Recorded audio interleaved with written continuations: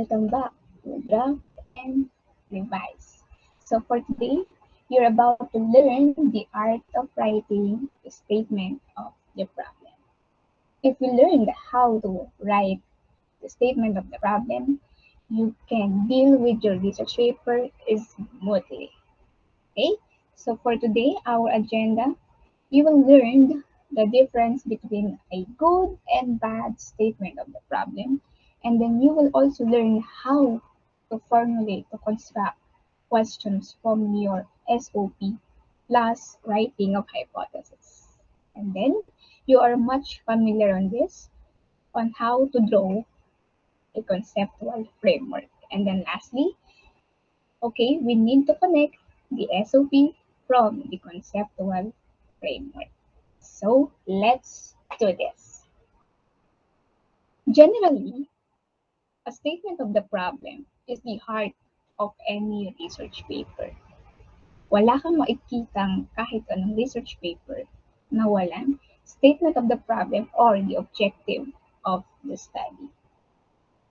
Okay, so with our research title here, I think you are much familiar or relate on this, the effect of online learning on the senior high school learners' mental health during the pandemic.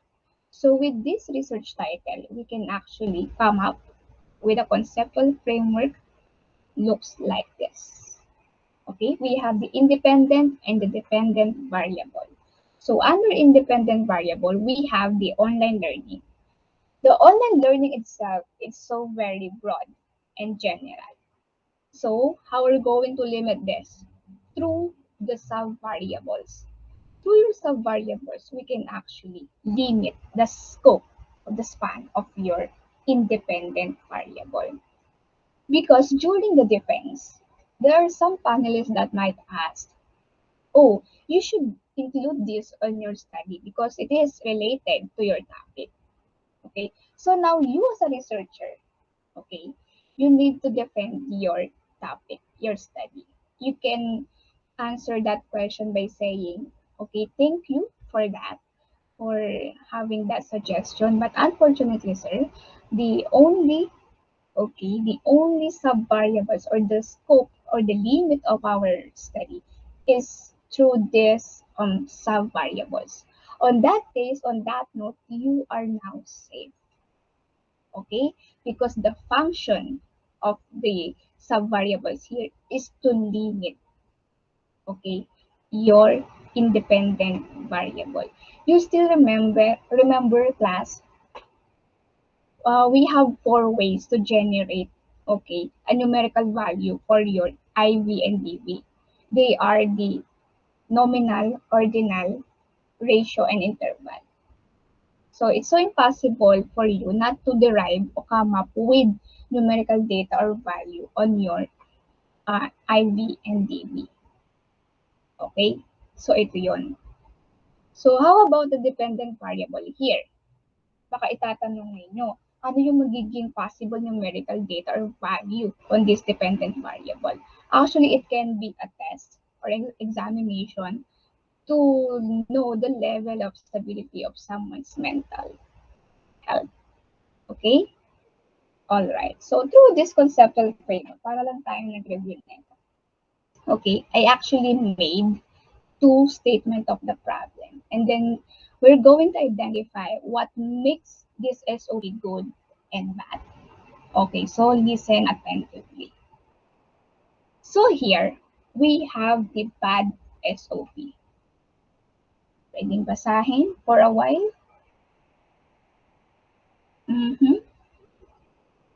Alright. And this one is the good SOP. Ta-da! What makes one this as good SOP and the other one is bad SOP? It's so simple. Okay?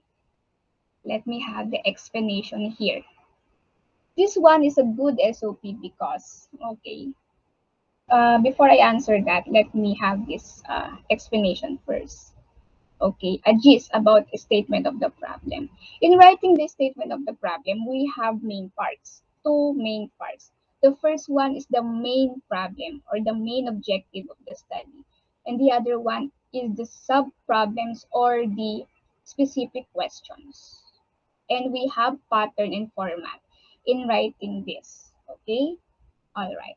So here, we have the pattern. The main concern of the study is the determination of, or it can be the main objective of the study is to determine the. Okay. So the point here, class, is that if you can play along with the words, so be it. Okay. I'm teaching you the pattern, the format, the basic. It's because for you to master the basic and then create your own style in writing. Okay. All right. So here, determination of the effect. So based on the research title, okay, balikan natin si research title. You are seeking for the effect of online learning. So therefore, it must also, okay, appear on your main problem, the term effect. Okay, it's not relationship, it's not impact, it's not influence. Be consistent. All right, and then you just have to reiterate here, repeat here your research title, the IV plus the dependent variable. Okay. All right. So now let's proceed to the sub problems or the specific questions. Okay. Okay, that is bad SOP. Proceed first here in the good SOP. Okay, on the sub problems, why this SOP good is that, okay, on the specific question number one, okay, it is intended, okay, for your independent variable plus the sub variables. Okay, that is the art of writing a statement of the problem. You must have specific questions for your every variables. Okay, so now let's have the specific question number two. The specific question number two naman is intended for your dependent variable. All right. So the other one and the last one is a question that is answerable by yes or no, for it showcases the connection, okay, between your IV and DV. So we have pattern on these three. Okay.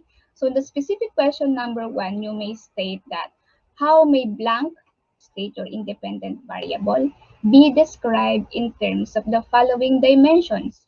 Or you can also state that how may blank, your independent variable, be described in terms of the following. Again, it depends how are you going to play with your words. As long as you are dealing with the independent variable, it is acceptable. Okay? Alright. And then you just have to mention the sub-variables. Alright? Okay. So for the specific question number two, okay, intended for the dependent variable, we have the pattern or the format, how may the blank your dependent variable, and then proceed with the continuation of your research title. Okay, as simple as that. And then for specific question number three, the connection of the IV and the DV. So we have here, does blank, the independent variable, exert a significant effect? Okay, so we write effect here because, okay, based on your research title, okay, plus with the main objective of our study, you are seeking for the effect. So we have here the effect. Again, be consistent. So, and then you just have to state your dependent variable and you are done. That is the art of writing the SOP. So now, let's proceed on the bad SOP. What makes this one bad? Okay, so actually we have the same main problem, so we just have to focus on the sub-problems. Okay, usually, okay, there is some statement of the problem that includes the demographic profile of their respondents. Okay, such as their sex, their grade level, their strength, their economic status, even their average, grade average performance, academic performance, and the like. Okay, that is also acceptable. Okay, aside from your, what do you call this, three specific questions intended for your IB, DB, plus the connection of the IB and the DB. However, class, okay, you must include also on your conceptual framework the demographic profile. How? You just have to create or add a box here and then state all the demographic profile you write on your statement of the problem. Okay, and then put a broken line because it signals no connection, no correlation, no effect. Okay, you're just simply seeking for the demographic profile of your respondents kasi depende yan how it looks in your CF conceptual framework plus with your SOP. Okay, and another thing, if you really want to include the demographic profile on your statement of the problem, it must also appear, okay, on your chapter 4 because found on your chapter 4 are the graphs, tables, plus the interpretation. Okay, what is the lesson here? All the things that you'll be adding, putting on your statement of the problem must appear on your conceptual framework and must be interpreted, okay, answered on your chapter 4. Okay? All right. So on the specific question number 2 here, okay, it asked the positive and the negative effects of mental health, okay, of attending online classes. Did you know that class? Every time that these students, some of the students submit, okay, consult to me about the research paper. Okay, specifically kapag effect yung target nila na masagot on their study. Hindi nawawala si positive and negative effects, the advantage and the advantages. Did you know that? Plus, you don't have to include it on your statement of the problem. Okay? Why? Because these answers can be found on Google. So meaning to say, it is no longer worthy to be asked on your statement of the problem. Okay? Alright. So I think you now understand what makes this one bad and this one is good. Okay? So, I'm now giving the connection between the title, SOP, and the CF. These three are the power trio. Okay? The title encapsulates, summarize the entire paper. So this is the image of your paper. And the SOP is the heart of your research paper. Why? Because founder are the questions needed to be answered. That is why you are conducting a study. And then your conceptual framework functions as the backbone of your study because it showcases the flow of your independent and dependent variable. Okay? So a while back, we have this dramatic definition about statement of the problem, but actually we have here, okay, the deeper context about statement of the problem. So it has four characteristics. So the first one is it should ask about a relationship between two or more variables. Okay? No matter what happens, you must derive two major variables, which are the IV and the DV, in your conceptual framework so that it appears on your statement of the problem. Okay, number two, it should be stated clearly, unambiguously, and usually in question form. Just let me share this one to you again. Okay.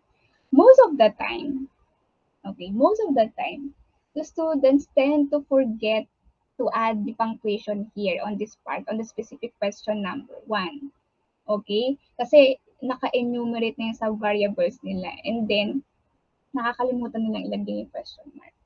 Anak, in the research title, you must have to have a title that is in declarative form. While in the statement of the problem, it must be in the interrogative form. So don't forget the punctuation. Okay? Alright. Just a reminder. Next one, it should be possible to collect data to answer the question asked.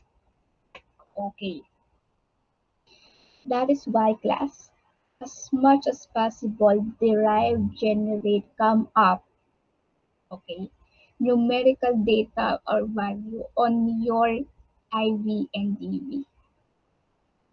So we have four ways to generate those through nominal, ordinal, interval, and ratio. Okay?